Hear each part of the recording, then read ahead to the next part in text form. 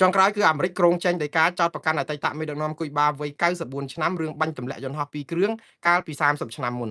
រឿងនេះគឺជារឿងមួយដែលគួរឲ្យចាប់អារម្មណ៍ដែរព្រោះអីខាងមន្ត្រី CIA អាមេរិក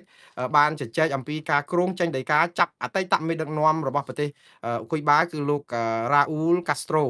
ដែលវ័យ94ឆ្នាំហើយទៅចងពៀចងកម្មអីជាមួយគាត់គ្រាន់តែថាអាមេរិកចង់ប្រាប់ថាជុងមិនដែលភ្លេចកុកទេព្រោះអីការលោកកាន់ជាតំណែងប្រធានាធិបតីរបស់គុយបាកាលហ្នឹង30ឆ្នាំមុនហ្នឹងគឺ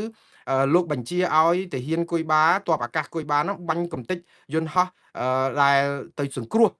ប្រជាពលរដ្ឋនៅគុយបាហ្នឹង2គ្រឿងតាក់ទងនឹងអាមេរិកណាហើយនៅក្នុងដែនសមុទ្រអន្តរជាតិសោះដែនអាកាសអន្តរជាតិហើយអាមេរិកគុំយូរហើយឥឡូវនេះថាមានឱកាសដើម្បីចោទប្រកាន់អតីតមេដឹកនាំប្រទេសគុយបានេះដើម្បីយកមកផ្ដន់ទោសហើយខ្ញុំថានេះគឺជាចំណុចចាប់ផ្ដើមនៅក្នុងការចេញដោយការចោទប្រកាន់មេដឹកនាំគុយបាទៀតដើម្បីធ្វើឲ្យប្រទេសគុយបានេះនឹងក្លាយទៅជារដ្ឋរងការវាយប្រហារមួយរបស់អាមេរិកក្នុងពេលឆាប់ៗក្រោយពីអ៊ីរ៉ង់មែនហើយបាទយើងតាមដានព័ត៌មាននេះបន្តទៀតបងប្អូនហើយដោយសារពេលវេលាខ្លីខ្ញុំសូមអធិស្ឋានដែលមិនអាចនឹងបញ្យល់ព័ត៌មានឲ្យបានខ្វះក្បាយជាពាក់យ៉ាងណាសងគ្នានៅរាត្រីថ្ងៃស្អែកទៀត